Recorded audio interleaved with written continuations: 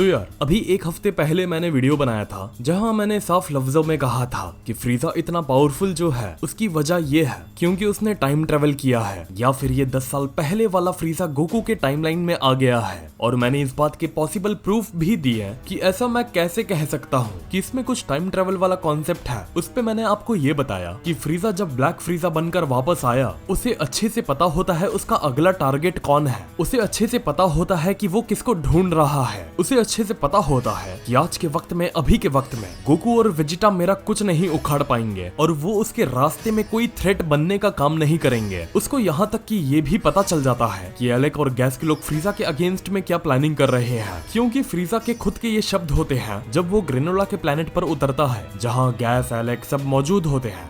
वो साफ ये कहता है कि तुम्हें क्या लगता है एलेक, तुम मुझे मारने की प्लानिंग कर रहे हो और मुझे इसकी भनक तक नहीं लगेगी। और उसका ये जिक्र करना कि वो ऐसे डायमेंशन में था जो एग्जैक्टली एक टाइम चेम्बर के तरह नहीं है, लेकिन वो एक अलग ही दुनिया है जिसका वक्त ये दुनिया से 10 साल आगे चलता है। यानी कि यहाँ वो एक बात क्लियर कर रहा है और गोकू और वेजिटा को साफ बता रहा है कि तुम लोग जहाँ पर आज हो, तुम लोग का पावर लेवल मुझसे 10 साल पीछे है। मैंने 10 साल आगे वाले पावर लेवल को अभी अचीव कर लिया है और तुम लोग मेरा कुछ नहीं बिगाड़ सकते। तो यहाँ एक साफ बात है कि फ्रीजा फ्यूचर में जी रहा है और फ्रीजा को हारना नहीं है। लेकिन हारने से एक बात याद आई, जीतना किसको पसंद नहीं है और जीतने के बाद एक सेलिब्रेशन भी जरूरी होता है ना। लेकिन सेलिब्रेशन तो ओकेशनली होता है। सोचो अगर हर मोमेंट पे सेलिब्रेशन किया जाए तो कितनी मजा आ जाए। प्लेयर स्पॉट पर लाखों जीतकर, प्लेयर स्पॉट पर आपको 15 से ज्यादा गेम्स मिल जाते हैं। Ludo, speed Ludo, snake and ladders, sheep fight, rummy, poker, housie, chess और एंटमैन। मतलब सोचिए आप लाखों जीत सकते हो लूडो खेल के और स्पीड लूडो खेल के, और यही होती है सेलिब्रेशन वाली बात। अब तुम्हारा सवाल होगा प्लेयर स्पॉट ही क्यों? लूडो गेम प्ले में ये एक सिक्योर एप्लीकेशन है,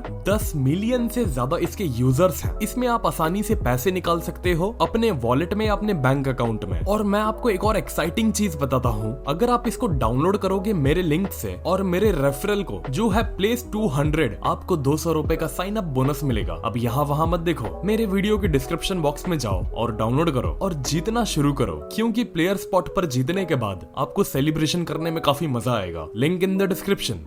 और फ्रीजा जानता है आज जहाँ पर वो है गोकू और वेजिटा उसे टच भी नहीं कर सकते। अब सवाल यहाँ ये है कि अब गोकू और वेजिटा की आगे की स्ट्रेटेजी क्या होगी? क्या वो खुद को ट्रेनिंग करेंगे? खैर इसका जवाब देखो मैं कुछ ऐसा दूंगा, अगर ये दुनिया में ही रह के गोकू और वेजिटा ट्रेनिंग करेंगे तो वेजिटा गोकू और फ्रीजा के लिए एक ही वर्ल्ड में सेम टाइम चल रहा है। तो अगर 10 साल के पावर लेवल के हिसाब से पकड़ा जाए, जितना वो ट्रेनिंग करके दिन बर दिन स्ट्रॉन्ग ग्रो करते जाएंगे, उसी के पैरेलल में फ्रीजा भी वही टाइम में और ग्रो करता जाएगा। हाँ ऐसा हो सकता है कि all of sudden out of nowhere Goku का ऐसा कोई फॉर्म आ जाए जो फ्रीजा के 10 साल आगे वाले फॉर्म को एक कंप्लीट डोमिनेशन दे, लेकिन मैं इसके चांसेस तो खैर काफी कम ही समझता हूँ। तो गोकू और वेजिटा ऐसा क्या करेंगे वो 10 साल के गैप को अपने और फ्रीजा में खत्म करने के लिए? इसका जवाब है जो फ्रीजा ने किया है वही गोकू और वेजिटा को करना पड़ेगा, टाइम के आगे जाके ट्रेनिंग करना। और जो 10 साल फ्रीजा ने देखा है आगे आने वाला और जो फ्रीजा करने निकला है फ्यूचर को बदलने अपने सेल्फ गोल के लिए, गोकू और वेजिटा को जाके फ्रीजा के वो गोल्स को रोकना पड़ेगा जिससे फ्रीजा के उस कोई गोल से यूनिवर्स के बैलेंस में कोई फर्क ना पड़े। अब गोकू और वेजिटा फ्यूचर में जाएंगे कैसे? अगर मैं सही हूँ, ड्रैगन बॉल के यूनिवर्स में अलग अलग टाइमलाइंस हैं और अलग अलग टाइमलाइन के हिसाब से टाइम ट्रेवलिंग वहाँ सेट है। और जरूरी नहीं है गोकू अगर टाइम ट्रेवल करता भी है फ्यूचर में तो उस फ्यूचर में वही चल रहा होगा और गोकू के आने के बाद वही सब होगा जो उसने फ्यूचर में जाके देखा था।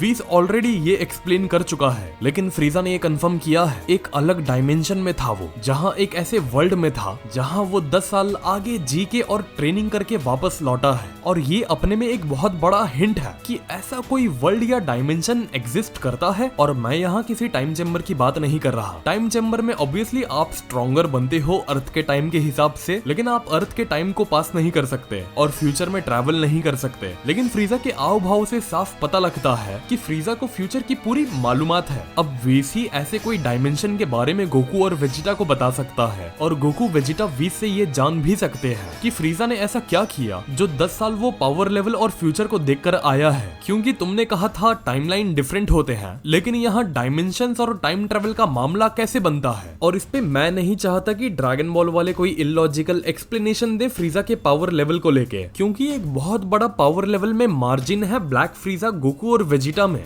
और काफी वो मैं सेंस कर सकता हूँ। गोकू और वेजिटा के लिए आने वाले 2 से लेकर 3 आर्क में फ्रीजा को हराना काफी ज्यादा मुश्किल होगा। मुझे नहीं लगता नेक्स्ट आर्क में ही इतने जल्दी गोकू और वेजिटा कैचअप कर पाएंगे फ्रीजा को। खैर मैं जानता हूँ आप लोग मेरी दूसरी किसी और वीडियो का काफी मन लगाकर इंतजार कर रहे थे वेब एनिमे की अनाउंसमेंट को लेके। मैं काफी श्योर हूँ May 9 तक आपको मेरे चैनल पर अनाउंसमेंट मिल जाएगी, तो चैनल को सब्सक्राइब करके रखो और बेल नोटिफिकेशन को ऑन कर दो जिससे आप मिस ना कर पाओ। तो वीडियो अच्छी लगी तो वीडियो को लाइक करो और चैनल को सब्सक्राइब करो यार। तो मिलते हैं फिर अगले वीडियो में एक और नए टॉपिक के साथ। तो नमस्ते, खुदा हाफिज, सत श्री अकाल एंड गुड बाय।